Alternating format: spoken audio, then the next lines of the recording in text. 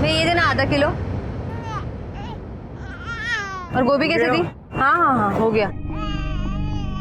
बच्ची क्यों रो रही है इतनी? आपसे ना एक बच्चा संभाला नहीं जाता। लाइए। इतना भड़क क्यों रही हो? मुझे क्या बच्चा संभालने का एक्सपीरियंस नहीं है? पहली बार बाप बना हूँ, टाइम तो लगेगा ना। मैं तो जैसे पैदा होते ही माँ बन गई थी ना।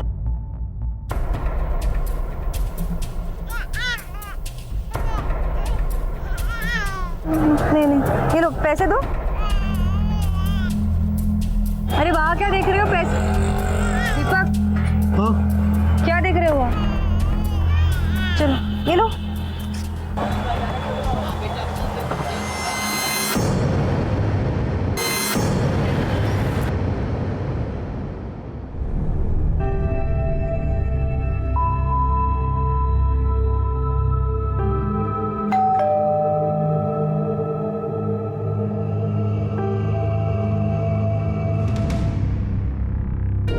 आओ।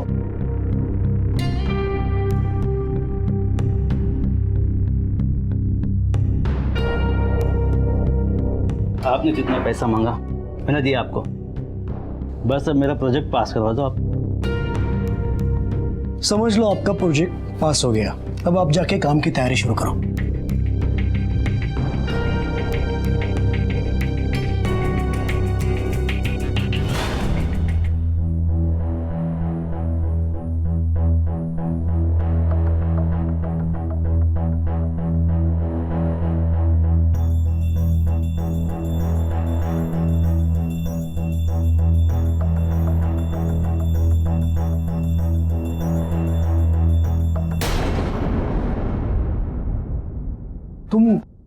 तुम यहाँ क्या कर रही हो?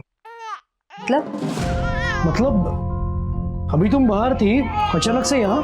हाँ तो मुन्नी ने सुसु कर दी तो उसके कपड़े बदलने के लिए दूसरे कपड़े लेने आई हूँ। लेकिन तुम ऐसे बिहेव क्यों कर रहे हो? नहीं, बस यूं ही अचानक से तुम्हें देख लिया तो। देखो मुझे ऑफिस के लिए लेट हो रहा है। अब मैं निकल रहा हूँ, शाम को मिलते हैं।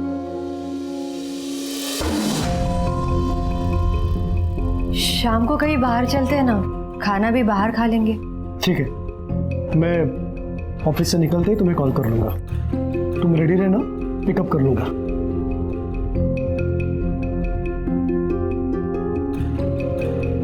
अरे आप गाड़ी नहीं लेकर जा रहे? ऑफिस कैसे जाएंगे?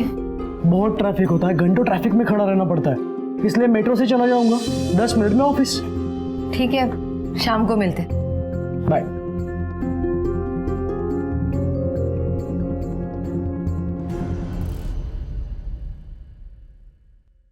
ऑटो।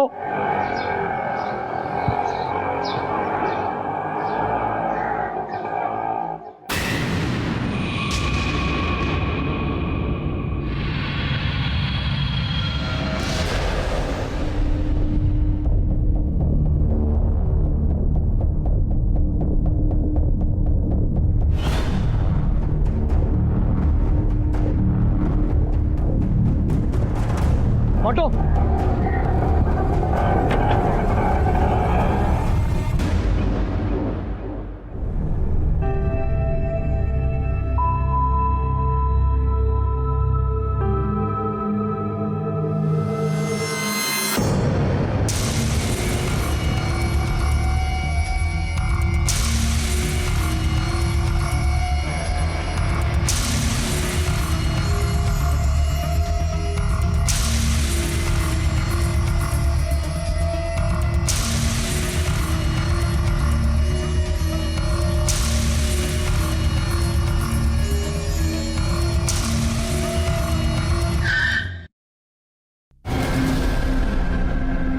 क्या हुआ?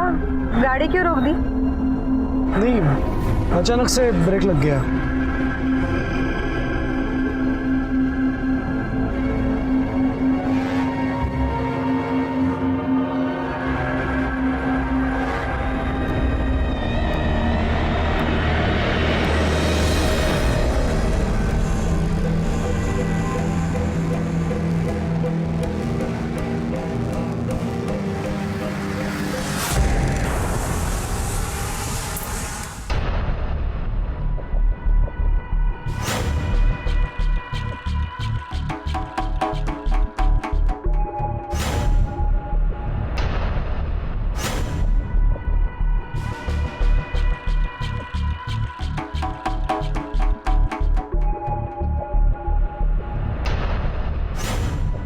अरे मेरा बच्चा क्या कर रहा है?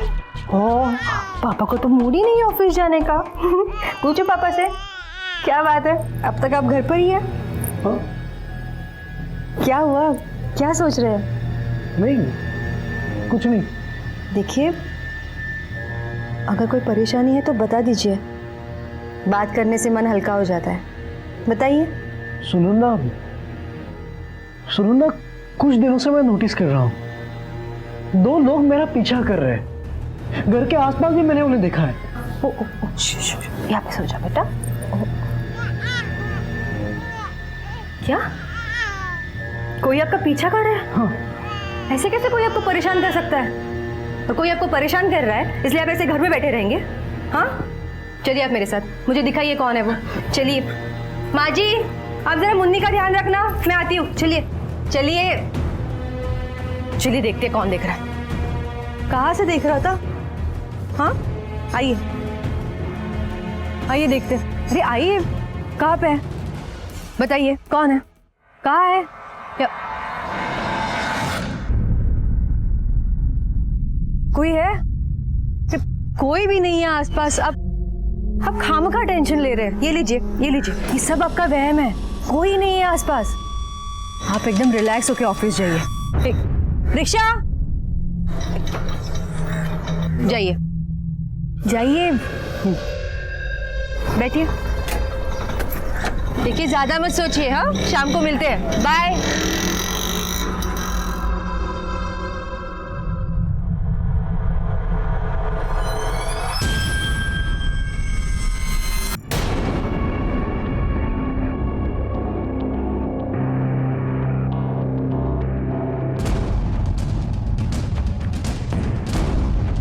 रुको, कौन हो तुम?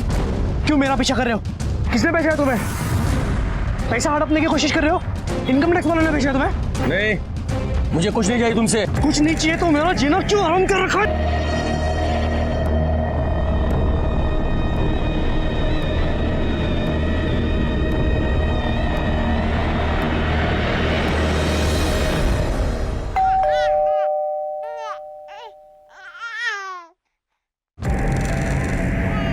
क्या हुआ बेटा?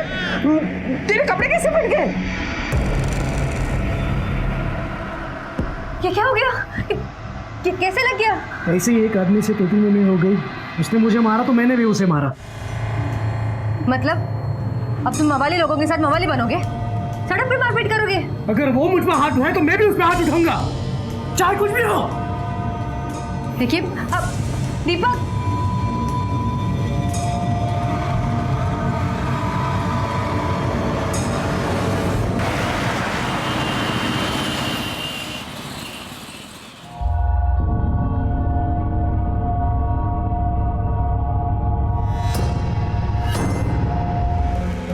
रुको, क्यों मेरा पीछा कर रही हो? तुम्हारे पार्टनर को उतना सबक सिखाया फिर भी तुम्हें समझ में नहीं आ रहा है? क्या तुम्हें अलग से समझाना पड़ेगा? मेरी नहीं, अपनी परवाह करो। तुम जिस औरत के साथ रह रहे हो वो 1 नंबर की कमीनी औरत है। एक ना एक दिन वो तुम्हें बर्बाद करके छोड़ेगी। चलो निकलो यहाँ से, निकलो। रुको, मैं भी आती तुम्हारे साथ। ये लीजिए माँ। क्यों? वरना वापस किसी से झगड़ा करके आ जाओगे। नहीं करूंगा, तुम टेंशन मत लेना। पिछली बार भी यही कहा था तुमने, पर झगड़ा करके आ गए ना। मैं तुम्हारी एक बात नहीं सुनूंगी, मैं आ रही हूँ तुम्हारे साथ। सुनंदा सही कह रही है, ले जाओ इसे अपने साथ। ठीक है, लेकिन गाड़ी से लेट हो जाएंगे, मेट्रो से चलते हैं। नहीं, गाड़ी से ही जाएंगे। मैं कोई चांस नहीं लेना चाहती। मैं गाड़ी चलाऊंगी और तुम्हें ऑफिस ड्रॉप करके वापस आ जाऊंगी। चलो माँ जी, आती हूँ मैं।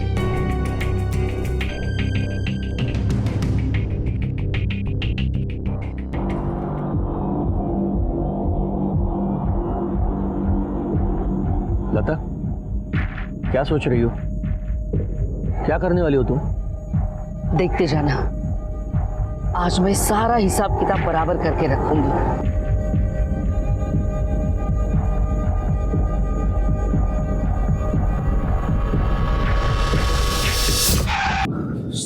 सुनंदा, तुमने ये क्या किया? लता,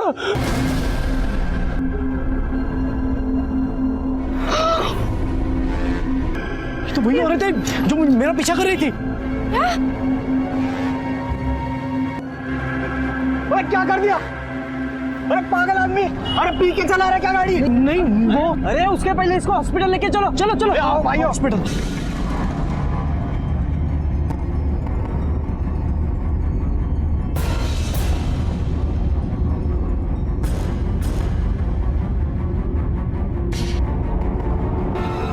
आप लोग जरा प्लीज वेट कीजिए।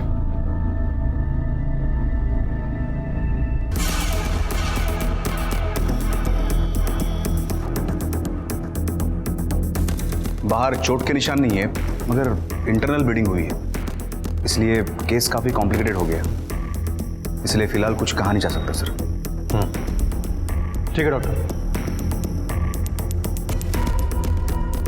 आप दोनों में से गाड़ी कौन चला रहा था?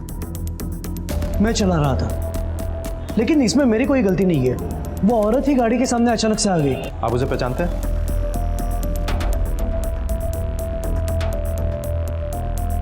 नहीं सर। कहीं ऐसा तो नहीं कि आप नशे में गाड़ी चला रहे थे? नहीं सर, वैसे तो मैं ओकेजनली लेता हूँ, लेकिन दिन के वक्त बिल्कुल नहीं। देखिए, आपके कहने से तो हम मान नहीं जाएंगे, आपको ब्लड टेस्ट करवाना पड़ेगा। तावड़े सर, इनको ब्लड टेस्ट के लिए लेकर जाओ। आड़ी मैडम। Yes sir. इनसे इनकी सारी डिटेल्स लो। ब्लड और डिटेल्स देने के बाद आप लोग घर तो जा सकते हैं, लेकिन जब तक ये केस सॉल्व नहीं हो जाता तब तक आप लोग इस शहर से बाहर नहीं जा सकते। जाइए।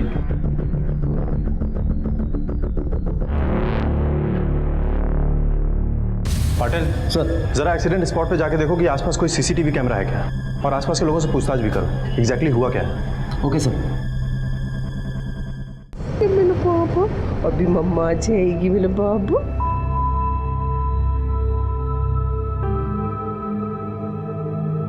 कहाँ रह गए थे तुम दोनों? कब से फोन लगा रही थी, लेकिन फोन भी नहीं उठा रहे थे। मेरा फोन साइलेंट पे था, इसलिए पता नहीं चला। और मेरे कार से एक बूढ़ी औरत का एक्सीडेंट हुआ, तो उसे हॉस्पिटल में लेके गए, वहीं पे टाइम लगा। सब कुछ ठीक है ना? उसे कुछ हुआ तो नहीं ना? नहीं नहीं, टेंशन लेने की जरूरत नहीं है माँ, वो ठीक है। मैं फ्रेश होके आता हूँ। मैं मुन्नी को दूध पिला के आती हूँ।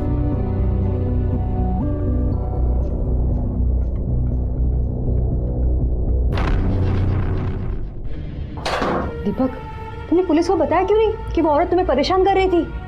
अगर ये बात मैं उन्हें बता देता तो उन्हें जरूर यकीन हो जाता कि ये एक्सीडेंट मैंने जानबूझकर किया हुआ है। और एक बात, तुमने अगर ब्रेक टाइम पर लगाया होता ना, तो ये एक्सीडेंट नहीं होता।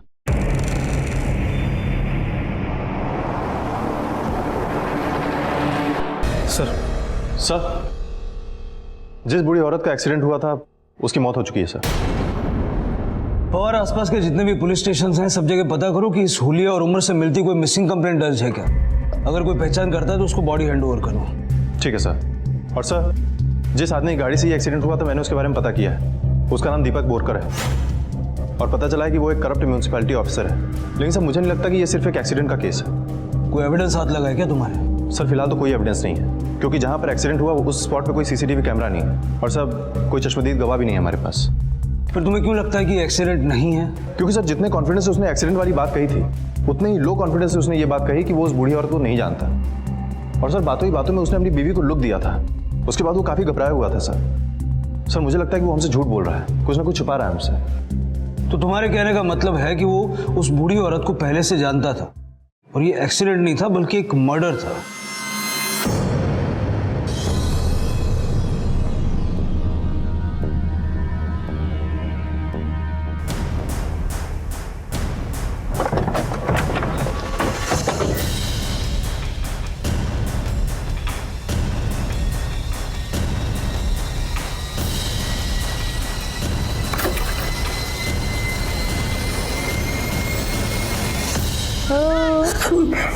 बेटा, पुलिस आई है।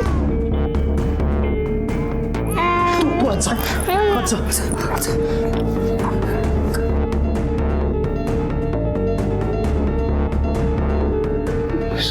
सर, आप यहाँ क्या हुआ? एक खबर देनी थी आपको। आपकी गाड़ी से जिस औरत का एक्सीडेंट हुआ था उसकी मौत हो चुकी है।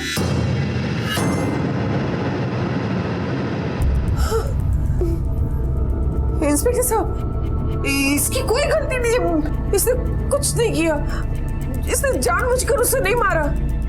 देखिए आप शांत हो जाइए। अगर कुछ हुआ है तो इंक्वायरी तो करनी पड़ेगी ना। सबसे पहले तो हमारे लिए उस औरत की पहचान होना जरूरी है। आप वाकई नहीं जानते थे उसको? आइंदा से मेरे आसपास भी मत दिखना। चलो निकलो यहाँ से, निकलो। मैं सच कह रहा हूँ, मुझे कुछ नहीं पता।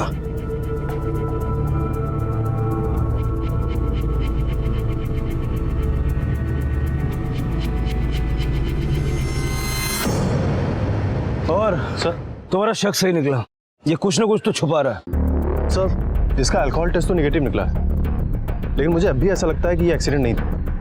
पाटिल सर, उस बुजुर्ग औरत की फोटो लेके इस सारे एरिया में पूछताछ करो, देखो कोई उसे पहचानता है क्या, क्योंकि इस वक्त हमारी पहली प्रायोरिटी उसकी पहचान होना है। और पवार सर, दीपक के ऑफिस के आसपास जितने भी रेस्टोरेंट्स और चाय की टपरियां हैं जरा वहां पूछताछ करो, क्योंकि अगर ये अंडर द टेबल रिश्वत लेता है तो जरूर वहां के किसी रेस्टोरेंट या टपरी का सहारा लेता होगा।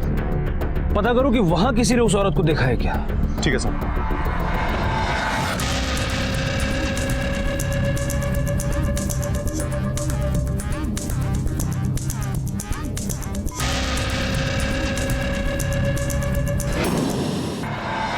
सुनो। हाँ साहब। इस आदमी को पहचानते हो?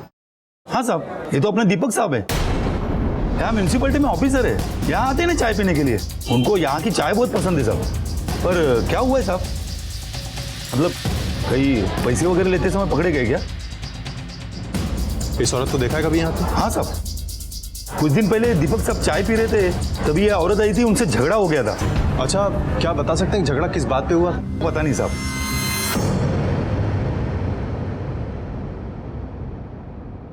सर आप तो कह रहे थे ना कि रूटीन इंक्वायरी है, तो यहाँ क्यों? क्या हुआ भाई, बहुत घबराए हुए लग रहे हो। आपको पता चल गया क्या कि आपका झूठ पकड़ा गया? झूठ? कैसा झूठ? यही कि आप उस बुजुर्ग औरत को पहले से जानते थे, आपने उसे जान से मारने की धमकी भी दी थी, और आखिरकार ये एक्सीडेंट का नाटक करके आपने उसे मार दिया। सर मैं नहीं जानता कुछ, बल्कि वो औरत ही मेरा पीछा कर रही थी।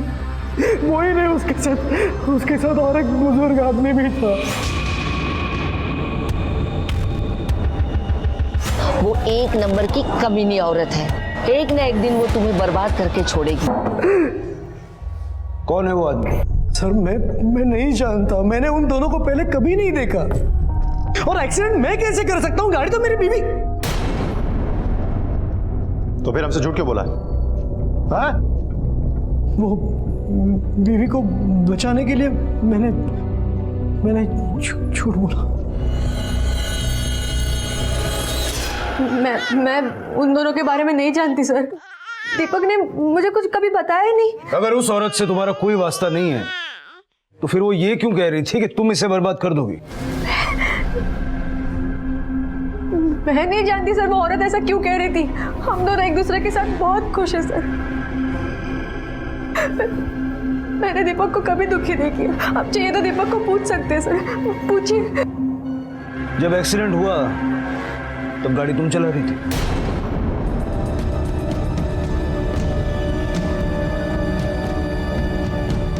जी सर, मैं चला रही थी गाड़ी। पर सर मैंने जानबूझ के वो एक्सीडेंट नहीं किया, मैं सच कह रही हूँ सर। मेरा विश्वास कीजिए, अगर आपको मुझ पर यकीन नहीं है तो आप मुझे अरेस्ट कर सकते हैं।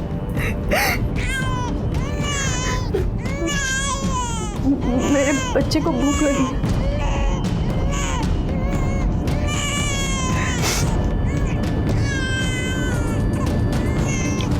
तुम्हें हमारे साथ पुलिस स्टेशन चलना होगा, उस आदमी का स्केच बनवाना।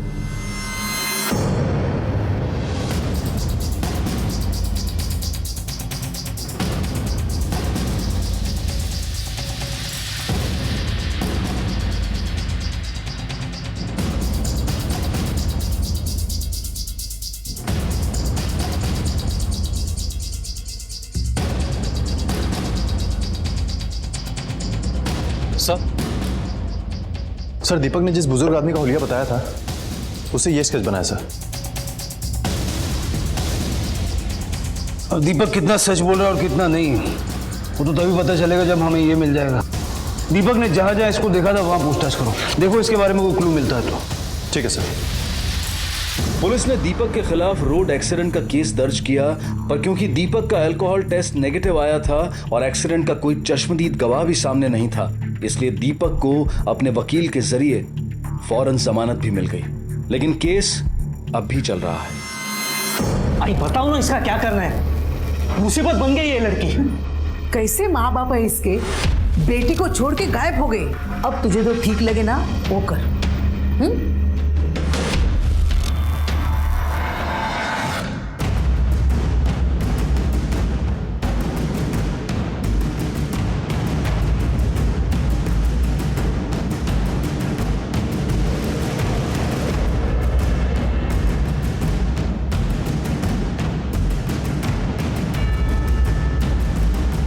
पंडित जी, आपने इस आदमी को कभी मंदिर आते हुए देखा है क्या? इसे तो मैंने कई बार मंदिर में देखा है। वह भगवान की मूर्ति के सामने बैठकर एक ही बात रटता रहता है कि भगवान मुझे उसे बर्बाद करने की शक्ति दे। मैंने पूछा भी एक बार इससे कि तू क्या बोलता रहता है, पर उसने कोई जवाब नहीं। एक काम कीजिए, ये आदमी जैसे ही यहाँ पर आता है आप मुझे तुरंत इस नंबर पर कॉल कीजिएगा। ये रहा मेरा विजिटिंग कार्ड। जी चलो।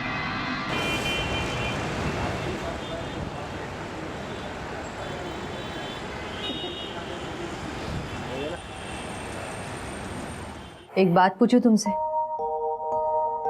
कहीं ये सब तुम मुझसे छुटकारा पाने के लिए तो नहीं कर रहे?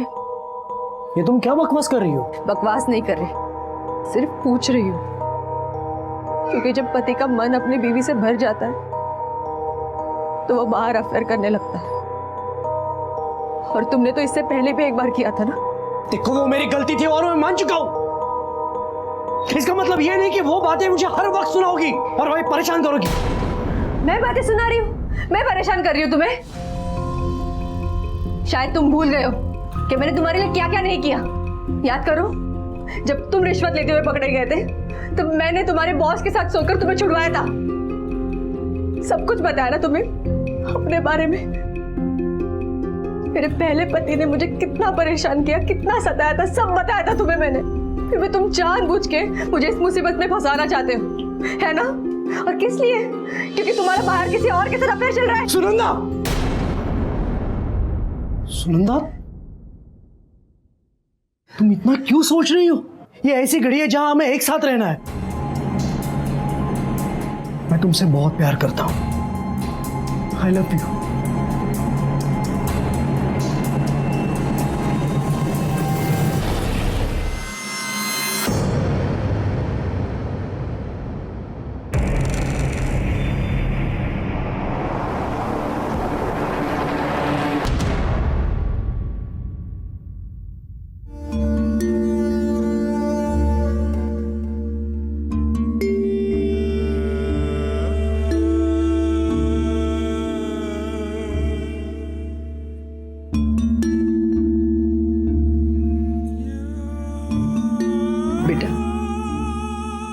इन मर्दों के लिए अगर हम अपनी जान भी दे देना तो ये हमारी कदर नहीं करेंगे, क्योंकि सबसे ज्यादा वो खुद से प्यार करते हैं।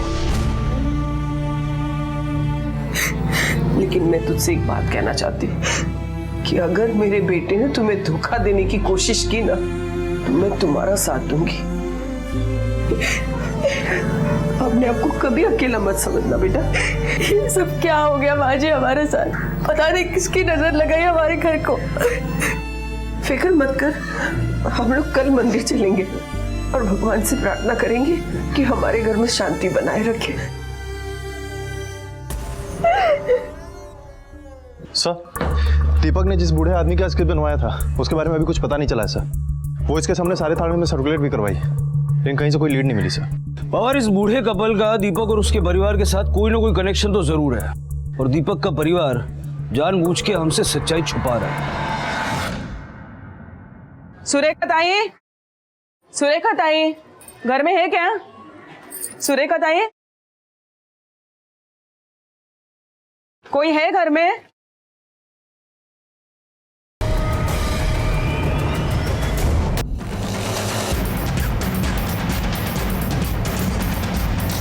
चला बाजूला हो, बाजूला। हटिए आप लोग पीछे हटिए। ठीक है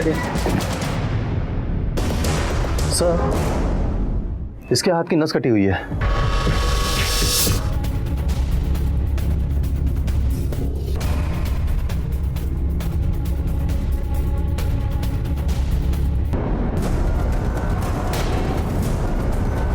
कौन है ये?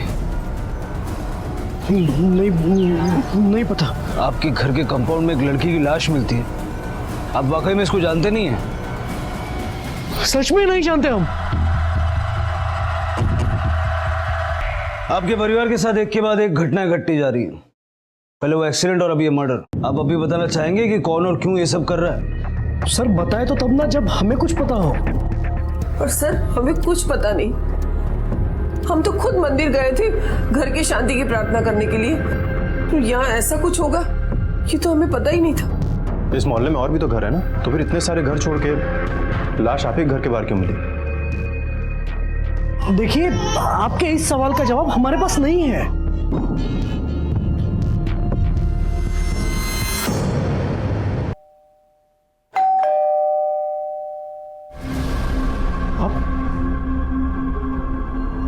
हमें आपके घर की तलाशी लेनी है। तलाशी? तलाशी आप ऐसा कैसे ले सकते हो? तलाशी आप बिना सर्च वारंट के आप तो तलाशी ले ही नहीं सकते। दिखाओ पवार, सर्च वारंट दिखाओ।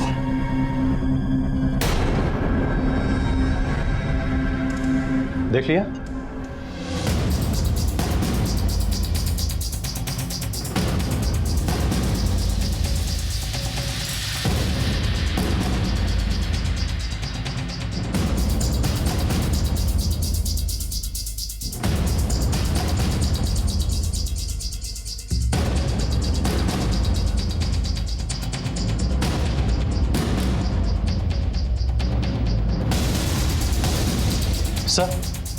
सर ये देखिए, बाथरूम से हमें ये फ्लैट के पेपर्स, ये चाबी और ये इतने ढेर सारे पैसे मिले।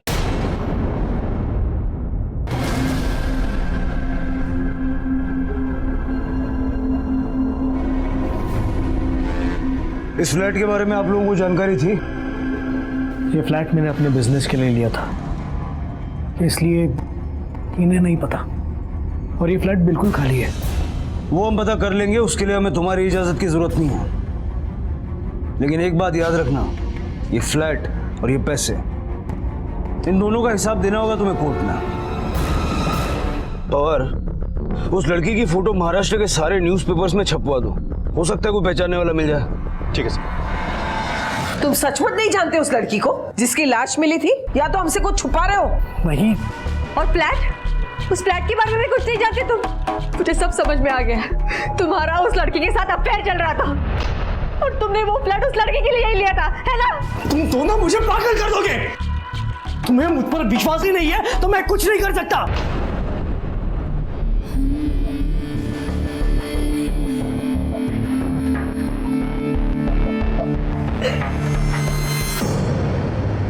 सर, न्यूज़पेपर में देखकर पुणे के कुछ लोगों ने उस लड़की की शिनाख्त कर ली है। उसका नाम राखी था और वो सोमवार पेट की रहने वाली थी।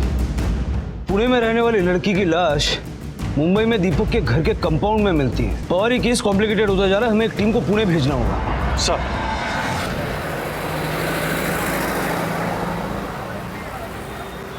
कैसे दे भैया?